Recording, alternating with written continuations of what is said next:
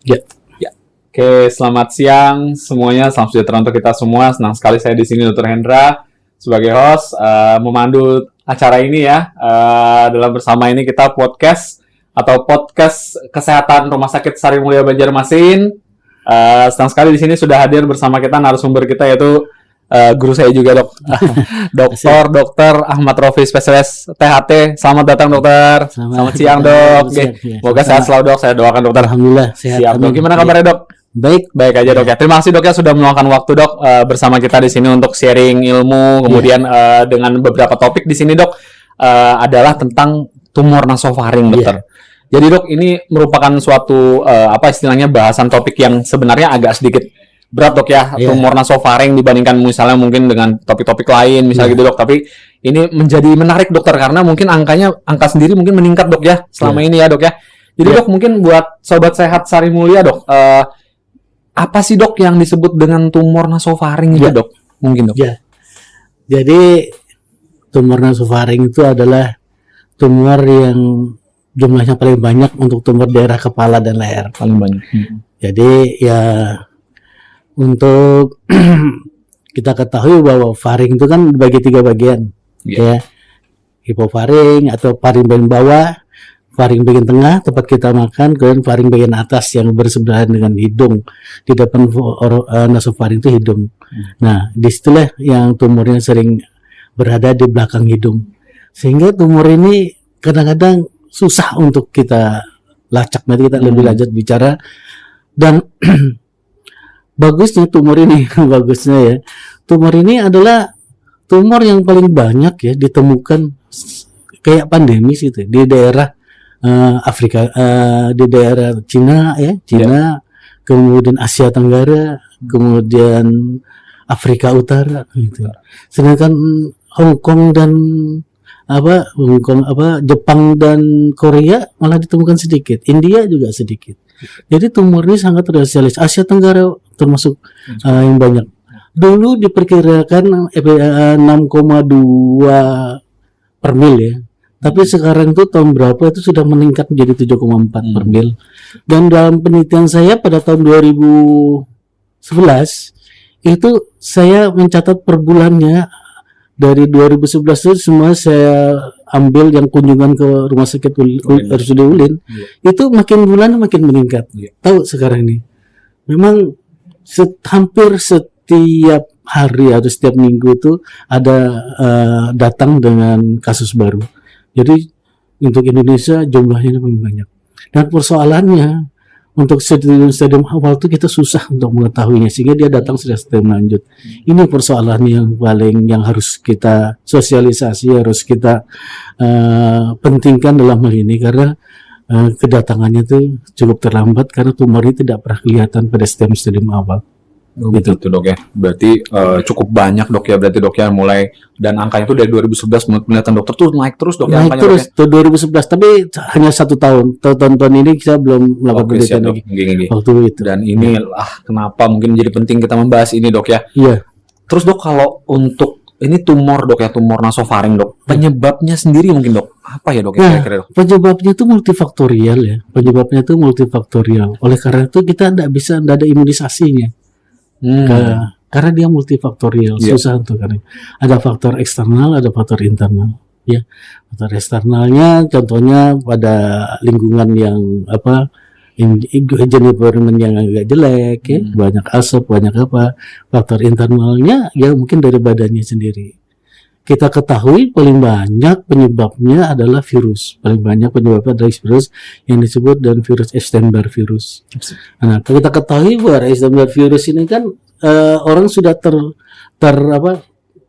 terinfeksi hampir 95% di dunia ini.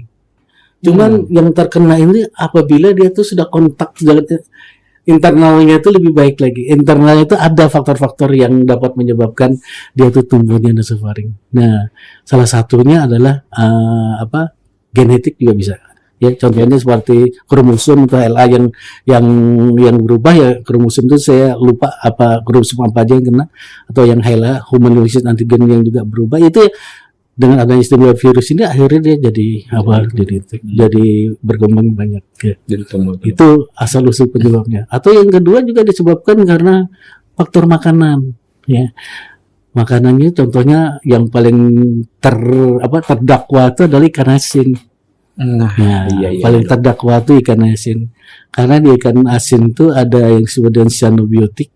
Itu kelipatan lebih banyak dia. Karena cyanobiotik itu adalah merupakan radikal bebas. Nah, kita ketahui juga bahwa tumor nasofaring itu penyebab paling sering itu paling banyak itu adalah radikal bebas.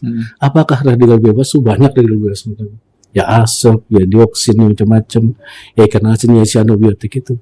Nah, ketika radikal bebas itu banyak, maka pertumbuhan Epstein-Barr virus itu makin banyak.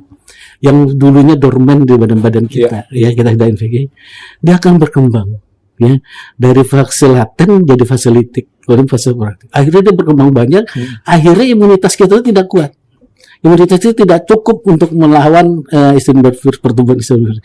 Akhirnya masuklah kepada gen dia, kepada batu tingkat sel, dan ketika tingkat sel dia masuklah terjadilah mutasi genetik di situ, terjadilah asal usulnya mulai terjadi cyanosofaring. Walaupun ada juga faktor-faktor yang bukan dari Epstein-Barr virus juga dapat menyebabkan itu. Biasanya kalau Epstein-Barr virus itu pada pemeriksaan histologisnya biasanya jenisnya undiferensiasi, artinya sel-selnya tidak bisa teridentifikasi. Ya, kalau yang tidak dari Epstein-Barr virus biasanya bisa diidentifikasi, bisa squamous cell, CA apa itu bisa. Kalau ini tidak diferensiasi biasanya, itu cepat sekali berkembang. Iya. Berarti fakta dok ya. Ini fakta memang gitu. Ada juga nih pertanyaan juga nih, maksudnya ternyata ikan asin menyebabkan tadi dok ya cyanobiotik yang menginjus dok ya terjadinya KNF ini. Itu ya mungkin ya sobat sehat ya, berarti fakta nih bahwa untuk mencegah artinya tuh jangan terlalu banyak dok ya. Kalau sedikit aja seminggu sekali, 2 bulan sekali masih tidak masalah. Oke, siap. Tapi kalau memang makannya itu, terutama kan dulu di Cina karena makannya kan bubur. Nah, bubur itu kan makannya dicampur ikan asin setiap hari. Nah, setiap harilah memicu daripada Epstein-Barr virus yang fase laten dorman itu menjadi fase litik, mulai aktif dia. Fase aktif baru fase proliferasi. Akhirnya ketika dia banyak itulah dapat menyebabkan terjadinya imunitas kita tidak bisa mempertahankan dia, sehingga dia masuk ke dalam inti-inti sel sehingga terjadilah mutasi genetik di situ. Baik, siap dokter. Oke. Terus dok, ini kan tadi kan kita sudah tahu tumor nasofaring itu apa, penyebabnya juga sudah.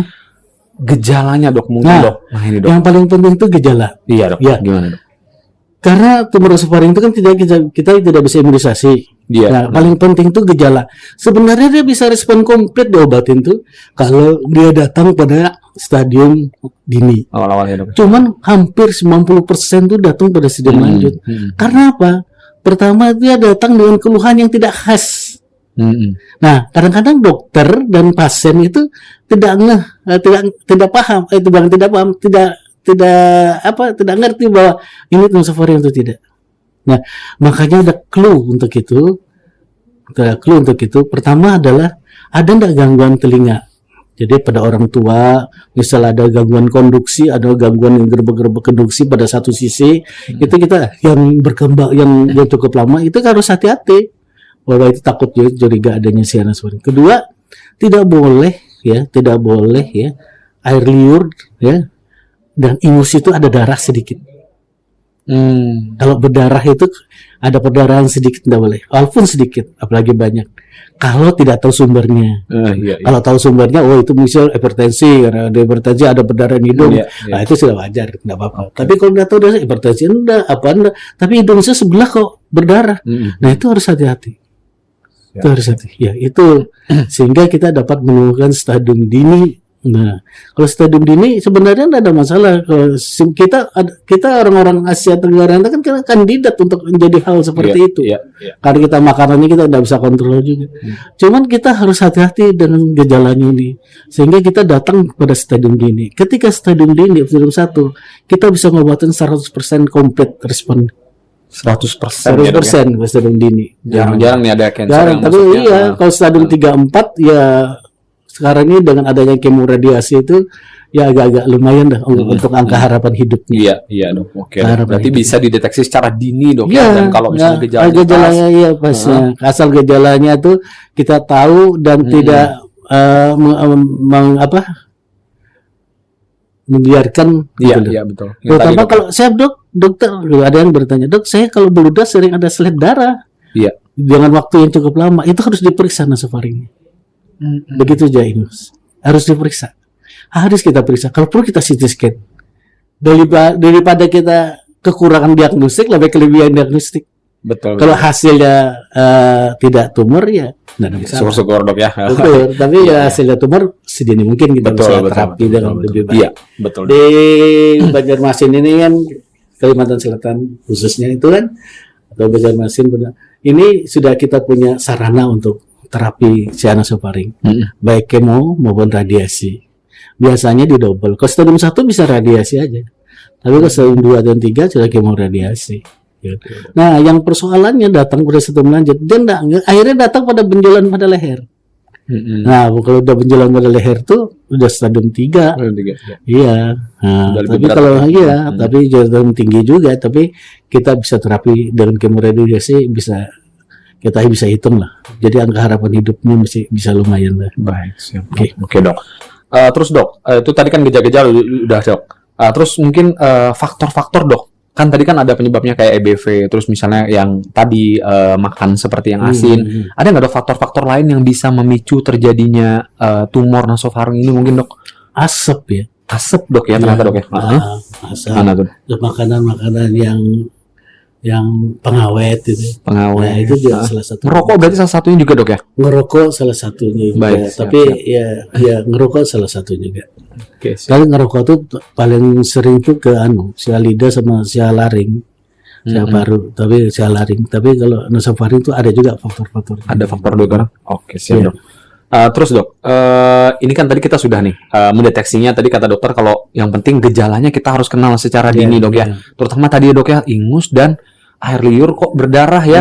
Jangan dibiarin teman-teman sobat sehat ya, harus segera periksa ke dokter THT dok ya. Seperti itu. Nah dok, terus kalau misalnya ternyata dok memang orang ini dengan gejala seperti tadi dokter. Nah terus kemudian terdiagnosa dok curiga dok ya, misalnya curiga seperti itu karena belum tegak. Itu ada nggak dok pengobatannya seperti apa mungkin gitu dok? Kita tentukan dulu secara pasti apakah itu tumor nasofaring atau tidak. Berarti deteksi tadi dok ya, dengan CT dan segala macam. CT scan sekarang kan pakai kontras, pakai HRC itu sudah kelihatan jelas. Kemudian kita melakukan tindakan biopsi, tidak blind, tapi pakai endoskopi. Kita sudah pakai sistem endoskopi, sudah kelihatan benar. Jadi kemungkinan untuk salah atau false itu agak lebih kecil dibandingkan dulu. Kalau dulu kan biopsinya kita bisa pakai blind aja, nggak lihat kita. Sekarang sudah bisa kita lihat pakai endoskopi. Teknik endoskopi ini sudah membantu sekali untuk mencari tumornya itu. Iya dok. Terus dok, saya juga berarti ini ada pertanyaan juga nih dok. Kalau sudah terdiagnosa tumor nasofaring, nggak ada obat minum seperti itu dok ya? Jadi pakai mohon maaf kemoterapi, radioterapi. Iya, kemoradiasi. Ada yang rame juga nih dok tentang pembedahan dokter dan mungkin imunoterapi. Bisa nggak dok maksudnya gimana itu dok? Kalau dulu di Singapura sih dilakukan nasofaringektomi, tapi itu cuma salvage saja, salvage surgery aja. Salvage surgery itu untuk aja. Atau bisa katanya orang Singapura itu bisa dilakukan nasofaringektomi. Kita kerok dulu kalau memang sudah positif ya. Kemudian lakukan radiasi dengan waktu yang sangat cepat. Radiasi juga. Kalau kita kan sini nggak mungkin 2 minggu langsung bisa radiasi. Iya. Setiap tindakan pada tumor itu tidak boleh lebih dari 2 minggu. Harus kita sudah dapat terapi kemoradiasi, dan kemoterapi atau radiasi. Baik, siap dok. Betul dok. Ini kayaknya imunoterapi ini rame di Singapura dok ya.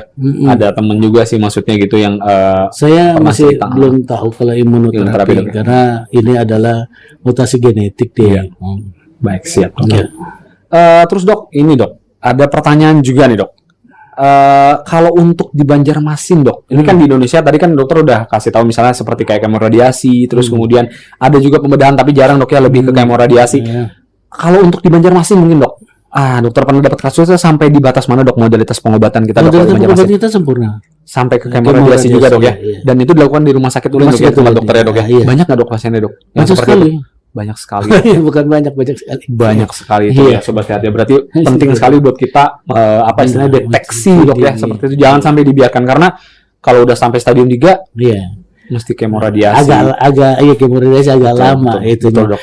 Yang harapan hidupnya juga jadi menurun kan. Baik, cuman di Banjarmasin ini kan kalau ada perdarahan hidung atau ada pemilih yang ngomong apa ini cuma restung biasa, penyakit restung. Nah ini yang bahaya. Iya. Penyakit restung ini ya yang ngomong gini kan penyakit tradisional sini katanya kalau itu restung namanya. Iya. Padahal itu mungkin apa? Curiganya ini tumor nasofaring. Waduh, ini bahaya sekali dok. Yang harus pokoknya semua ada perdarahan yang tidak tahu sumbernya.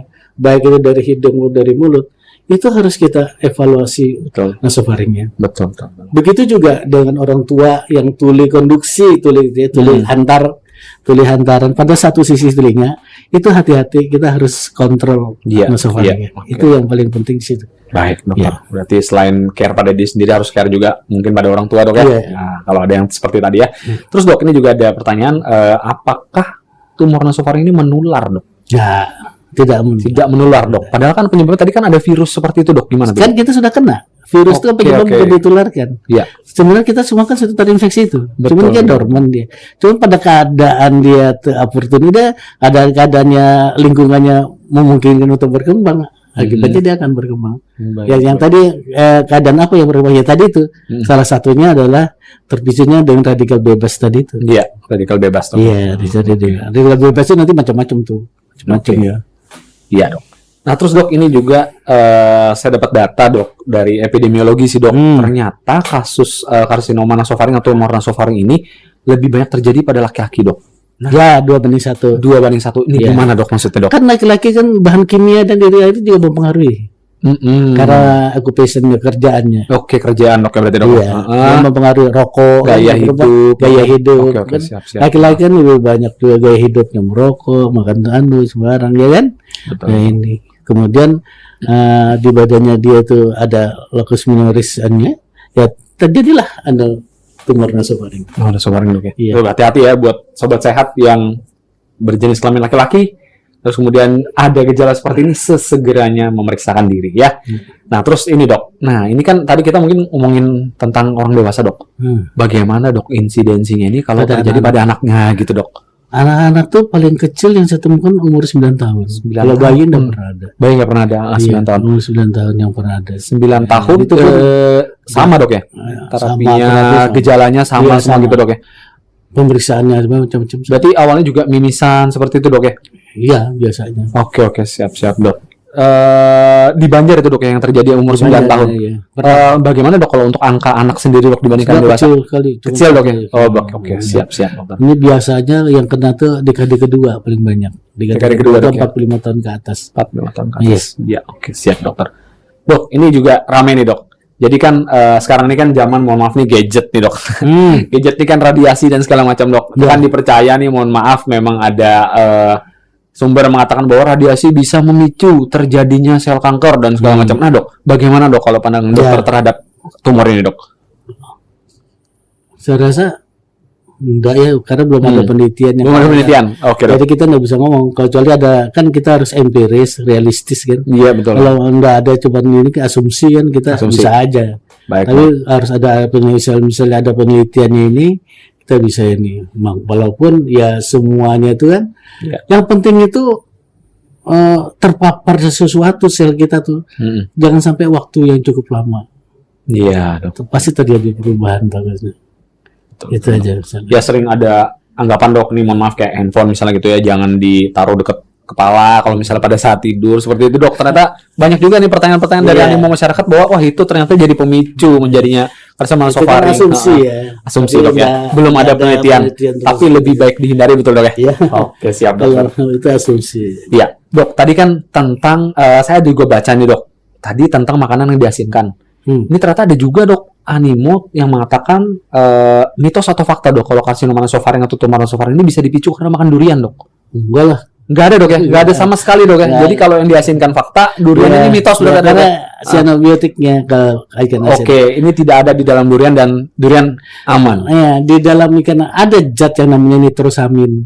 Nah, zat yang kalau durian kan udah punya zat nitrosamin. Iya dok. Kalau zat yang punya nitrosamin, paling bahan-bahannya diawetkan itu ada zat yang nitrosamin. Nah, nitrosamin ini apa pemicunya? Oke, siap. Iya. Tapi kalau misalnya kayak durian yang itu dok kan Yang di maaf itu nih ya, banyak nih yang sekarang yang dikemas-kemas di gitu dok. fermentasi. Ya, seperti itu dok. Ya, pokoknya hal-hal yang difermentasi Bisa memicu yang itu dok ya. Tapi kalau murni yang dari buah aman dok ya. aman, Siap. ya. Nah itu mungkin teman-teman ya. Ini banyak sekali apa istilahnya perdebatan di ya mungkin yang apa masyarakat awam dok ya bacanya lewat Google terus kemudian menghindari seperti ini. Tapi ternyata sudah dijawab sama narasumber kita bahwa ternyata durian tidak kecuali yang diawetkan seperti itu, kecuali makanan asin. Itu dok ya. Nah terus dok, ini mungkin ada pertanyaan juga dok.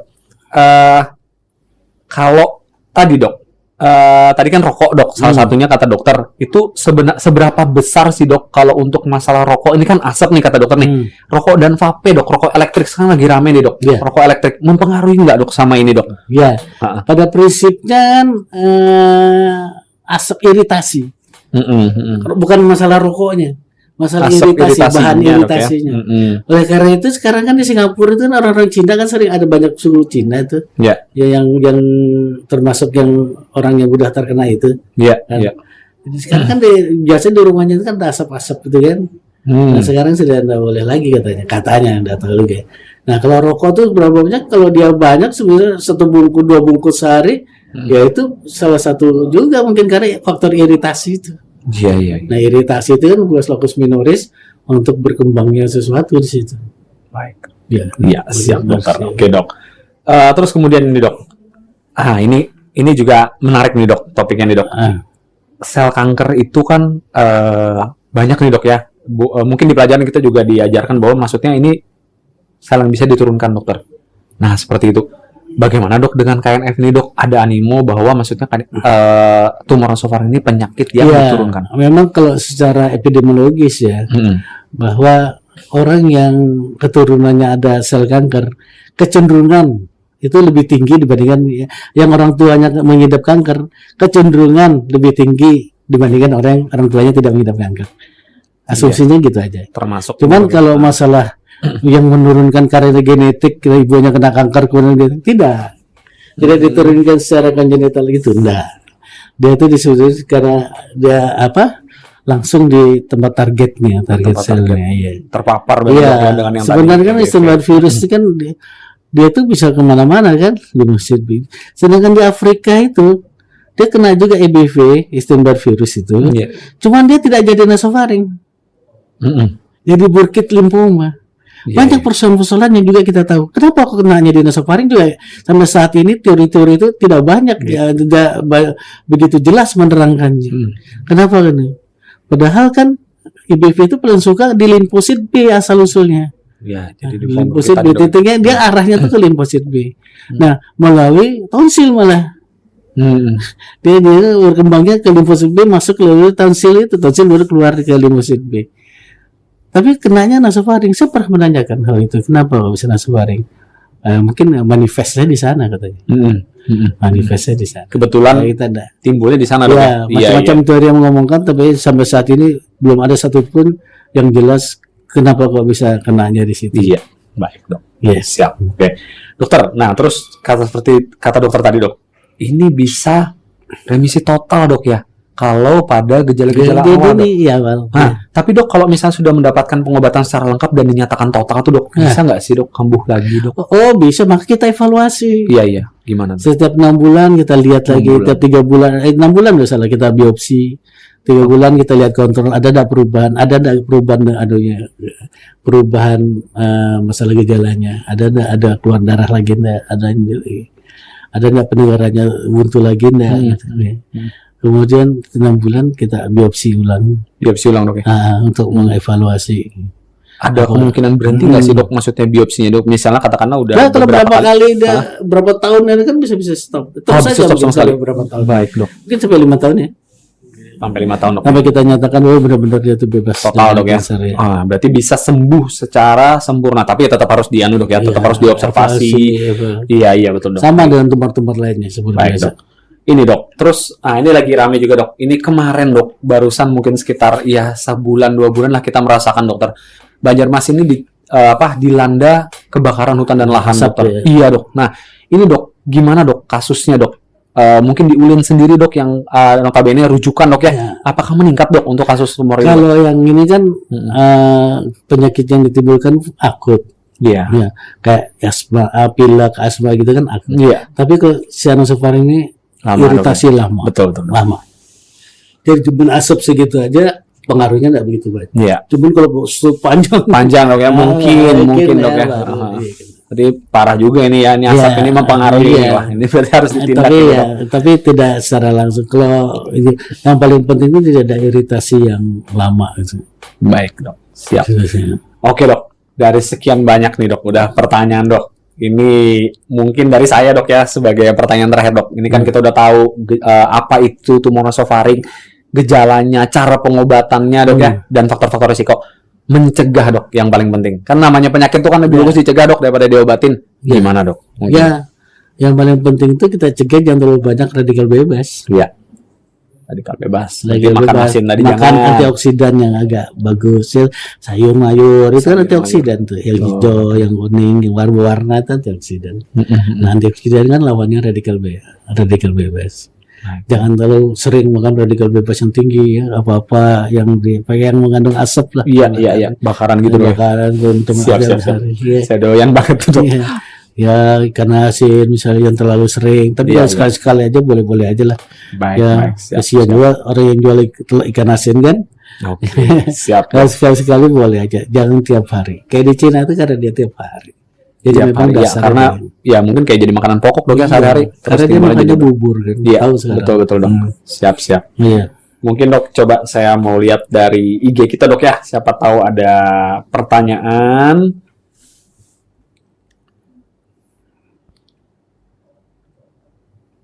Oke. Mungkin belum ada ini, Dok. Pertanyaan dari di IG, mungkin ya. Ya. Oke, Dok. Mungkin sambil nunggu, Dok. Ini, Dok.